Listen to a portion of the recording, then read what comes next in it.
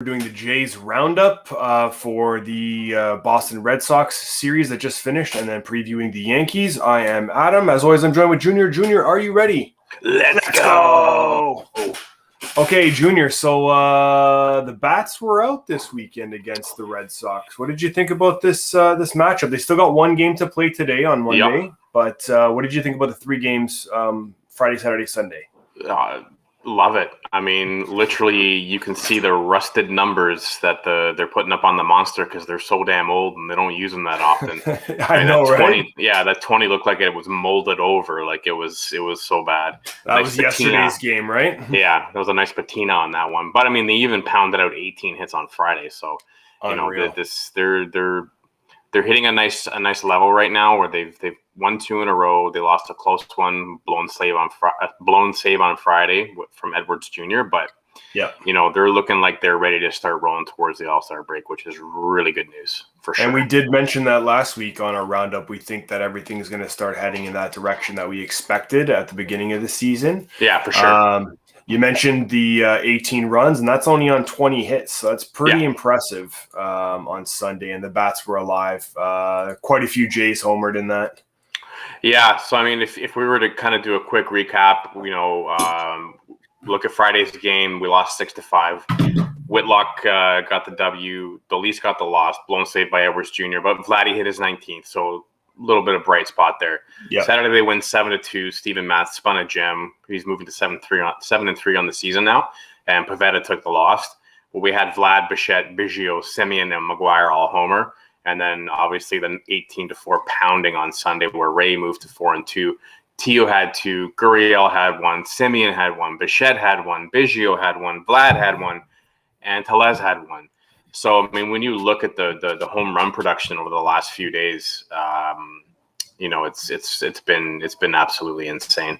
Yeah, between Saturday and Sunday, the Jays tied their record for most home runs over a two-game span, and that was in franchise history with 13 total home runs.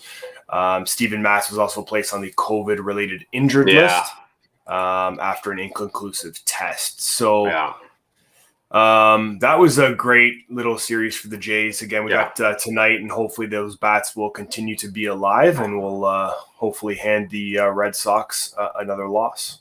Yeah, they have Eovaldi on the bump tonight. Eovaldi's got a plus change, plus fastball. 7-3 on the year for him, so he's having a pretty darn good year. So we'll kind of see what happens if the offense can keep rolling. He is hittable, but he seems to have the Jays number every once in a while. So we'll definitely have to wait and see on that one. One other note here: Biggio, Bichette, and Vladdy all homered in Saturday's game, which was the first time that they had all done that, and they did it again the next day. So let's hope three times a lady, as they say, and we'll get another performance like that tonight. But these guys seem like they're having a lot of fun, and when you're having fun playing this game, good things happen. So let's talk about the Yankees. Yeah. What do you think here? They're in a bit of a rough shape. Their team ERA over the last 10 to 14 games is about 6.61. We got to hail on LeBron everywhere we can. So here's a bit more. Somehow he's the reason Jokic got flagrant 2'd yesterday. Yeah. I don't know how, but Skip Bayless will be working on that one. He'll figure it out. We'll get the 6 degrees of Kevin Bacon going on that one. So the Yankees, they sit fourth in the AL East right now. They lost 3 in a row. They've won 3 out of the last 10, so they're 3-7 in the last 10. They just came off a 2-game set against the Phillies where they lost both. And they gave up 15 runs in 2 games. On Saturday, Taillon pitched 1/3 of an inning, gave up 4 runs, didn't even get out of the first. And then on Sunday, Germain took the L with 7 earned runs. So their pitching staff, and I've said it before and 1,000 times, they do not have a top 10 pitching staff. Garrett Cole, is he a top 10 pitcher? Sure, of course. But how much does that have to do with the stuff that he paints on his hands before he gets on the mound? Regardless, you can say he's a top 10 pitcher, but is that a top 10 pitching staff? Hell no. And when you look at the numbers and split them against the Jays, they're literally like neck and neck. So if the Jays don't have a top 10 pitching staff, the Yankees don't have a top 10 pitching staff. End of story. What about the Jays bullpen? Are they going to make a push over the next month to, add some relievers in there? They're going to have to. I don't think they need a frontline starter. I mean, obviously, if you can get a frontline starter on the market, then, the trade deadline is coming up. But I definitely think, with Merriweather coming back, it's going to add a little bit more stability in terms of keeping the opposing hitters off balance, because he does have some really nice stuff.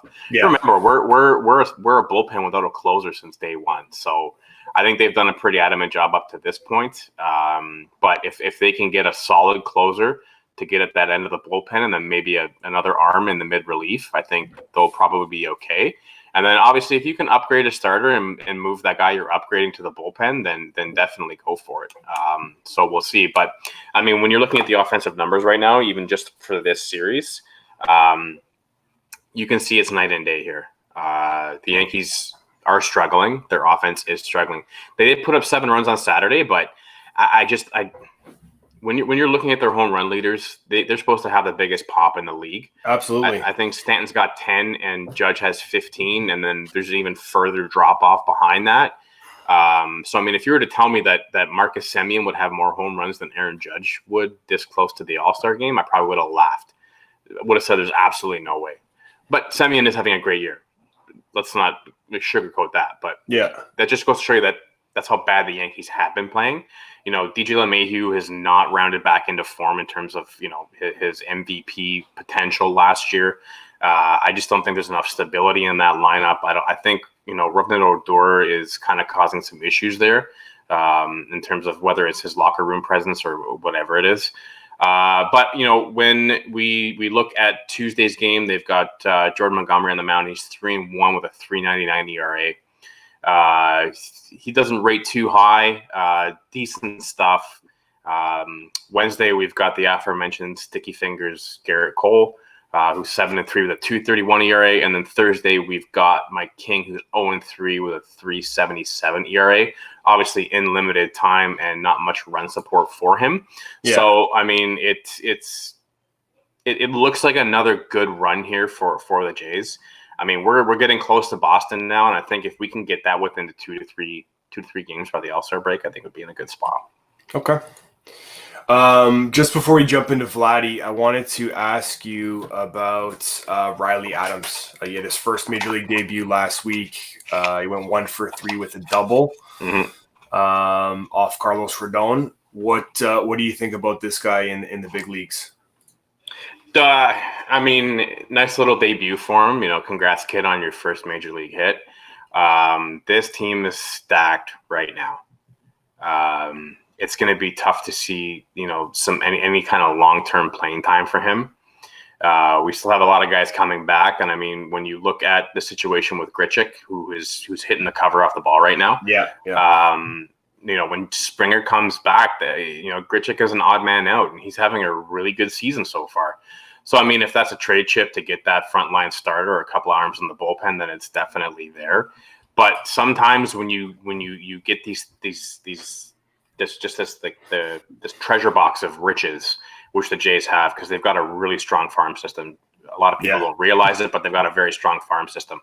In fact, the AAA team is almost looking like the AAA team they had when Vlad, Biggio, and Bichette were all there. So that bodes well for us. I mean, we've got a lot of talent in this system. Yeah. So it might, and the problem is that sometimes you get stuck behind guys. I mean, Bichette's going to have a long career. Vladdy's going to have a long career. Biggio's going to have a long career. Go down the line. Tio's here for a while. Gurriel's here. There's a log jam on this team. So sometimes it might be better to trade some of this young talent and try and get something in return. But we'll see where it goes. Hopefully he gets a couple of more ABs before he gets sent back down. But it's a nice story to see your first game, first hit, little extra base knock. So Rodon's got a hell of a slider too. He does. Okay, let's talk about Vlad. I mean, this guy's just absolutely just playing out of his mind right now. I mean, these numbers are ridiculous. 21 home runs. Yeah. I mean, come on. So this guy's on pace for a very, very good year. Yeah. an MVP year. Yeah. I mean, if anyone's going to tell me that Shohei Ohtani is in front of Vlad Jr. when it comes to the odds for the MVP, you're insane. You need to stop, injecting yourself with whatever you're injecting yourself with. It was a 3.7 WAR. This guy leads the league in like 6 batting categories and is in top 5 in the rest of them. He is just like, he's playing on rookie mode in a league that everyone's playing in, all-star mode on. Yeah. He's just seeing the ball. It's like a beach ball up there. And, he's giving the ball a ride, and his exit velo is up. His launch angle is up. Like everything is up with him. He's just crushing them. Like it's just, he is. He's killing the ball right now. And, just you got to love it. Ride the wave. I mean, if you're going to get a home run for him on your betting app at plus 300, just hammer $10 on it. Hammer $20, hammer $50, hammer 100, whatever you want to hammer on it. This kid is seeing the ball right now, and it's an unbelievable stretch.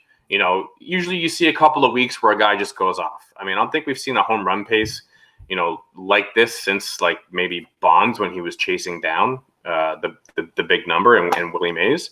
But we'll see where this goes. I think at the All-Star break, there's potential he could be at 30 by the All-Star break. And I mean, people were saying, he might get about, 40 to 50 home runs. And at the beginning of the year, I was like, that would be great. If he can get 40 to 50 home runs, that's amazing. It's amazing. He'll probably be 110 RBIs. It's going to be a great season for him. This guy's on a pace to double that. So I'm locked in, loaded, ready to go. Love it.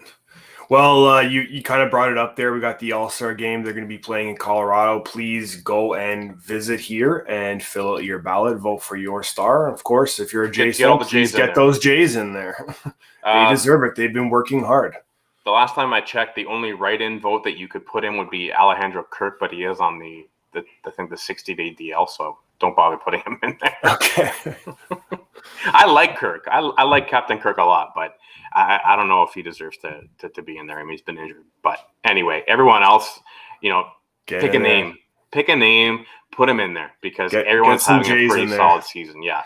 Well, I think you'll probably see Vladdy in the home run derby. I mean, how is this guy not going to be socking dings in this derby? So that's the one thing you have to think of, right?